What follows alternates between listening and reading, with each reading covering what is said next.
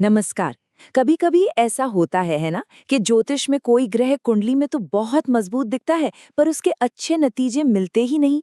ऐसा क्यों होता है? तो देखिए, इसका जवाब वैदिक ज्योतिष की एक बहुत ही गहरी तकनीक में छिपा है, और उसे कहते हैं षड वर्ग। ये एक ऐसी प्रणाली है जो ग्रहों की असली अंदरूनी ताकत को बाहर लाती है। तो आज हम इसी रहस्य को समझेंगे। जैसा कि यहाँ बताया गया है, मुख्य कुंडली में एक ग्रह बहुत शक्तिशाली दिख सकता है, लेकिन उसकी असलियत कुछ और ही हो सकती है। और ये एक आम ज्योतिषी पहेली है। बस यहीं पर हमें सतह से और भी नीचे देखने के लिए एक बेहतर टूल की जरूरत पड़ती है। और वो समाधान है षड्वर्ग। आप देख सकते हैं, ये षट यानी 6 और वर्ग यानी विभाजन, इन दो शब्दों से बना है। ये प्राचीन ऋषियों द्वारा बनाई गई एक इतनी जबरदस्त प्रणाली है जो हमें ग्रहों की असली शक्ति बताती है। सच कहूं तो इसे समझे बिना कोई भी ज्योतिषीय विश्लेषण अधूरा ही रहता है। आज हम 4 मुख्य हिस्सों पर बात करेंगे।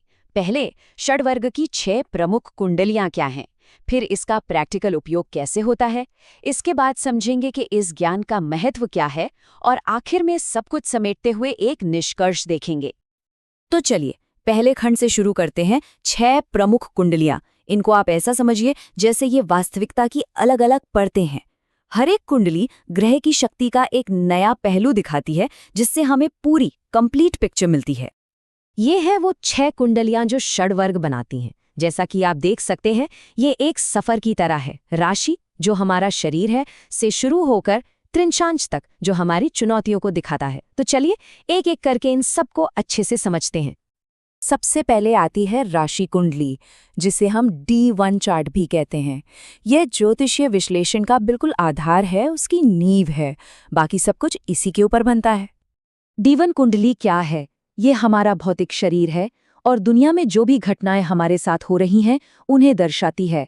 इसका नियम बहुत सीधा है। अगर कोई ग्रह D1 में ही कमजोर है, तो वो बाकी वर्गीय कुंडलियों में कितना भी मजबूत क्यों ना हो, असल दुनिया में अच्छे परिणाम दे ही नहीं सकता। अच्छा, अब दूसरी परत पर आते हैं, होरा कुंडली। इसका सीधा सीधा संबंध हमारी भौतिक सुख सुविधाओं और संसाधनों से है। होरा कुंडली यानी D2 हमारी आर्थिक स्थिति का आईना है, समझ लीजिए। ये सूर्य और चंद्रमा की ऊर्जा से चलती है और ये बताती है कि किसी व्यक्ति को जीवन में कितना धन, कितना सुख मिलेगा। तीसरी कुंडली है दृक्काण।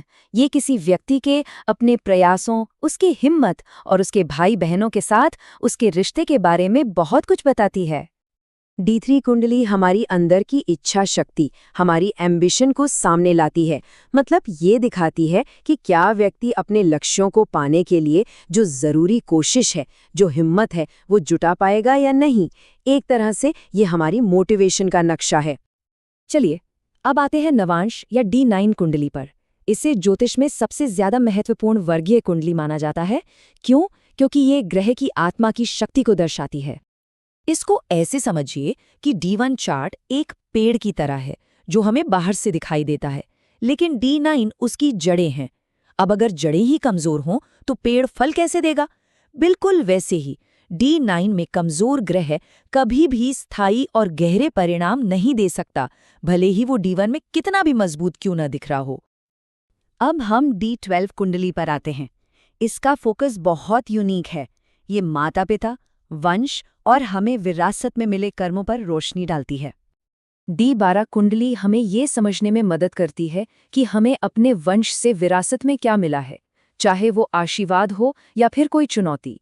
ये हमारे माता पिता और पूर्वजों का वो प्रभाव दिखाती है जो अनजाने में हमारे जीवन के रास्ते को तय करता है। और हमारी षड्वर्ग की आखिरी कुंडली है D30। ये जीवन की मुश्किलों, चुनौतियों और कष्टों को समझने में हमारी मदद करती है। D30 कुंडली एक तरह से ज्योतिष का डायग्नोस्टिक टूल है। ये जीवन के उन हिस्सों को उजागर करती है जहां हमें कष्ट, बीमारियां या दूसरी मुश्किलें मिल सकती हैं, और इससे हमें उनके असली कारण को समझने में बहुत मदद मिलती है। तो अब आता है दूसरा खंड, व्यवहार में षड्वर्ग।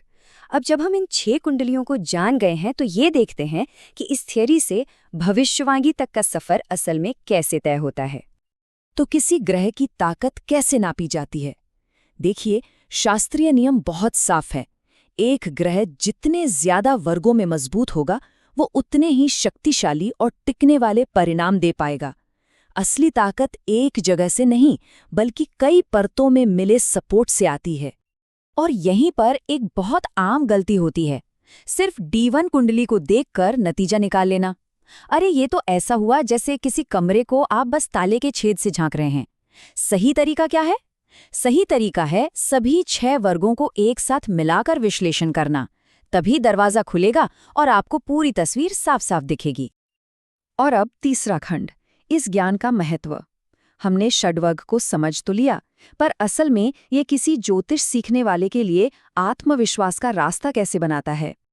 जो भी ज्योतिष को गंभीरता से सीखना चाहते हैं, उनके लिए षड्वर्ग का इस्तेमाल करने के ये असली फायदे हैं। ये सिर्फ एक तकनीक नहीं है, ये एक ऐसा टूल है जो विश्लेषण में गहराई लाता है, गलतियों से बचाता है और सबसे जरूरी भविष्यवाणी करने का आत्मविश्वास बढ़ाता है। तो इस पूरी बातचीत का सार क्या है? किसी ग्रह की शक्ति पर आखिरी फैसला क्या होना चाहिए? आखिरी फैसला ये है, षड्वर्ग ग्रहों की क्षमता और उनके असल में मिलने वाले नतीजों के बीच का पुल है। यह हमें बताता है कि एक ग्रह जो वादा कर रहा है, क्या वो उसे पूरा करने की ताकत भी रखता है या नहीं। ये ज्ञान ज्योतिष को सतह से उठाकर गहराई तक ले जाता है।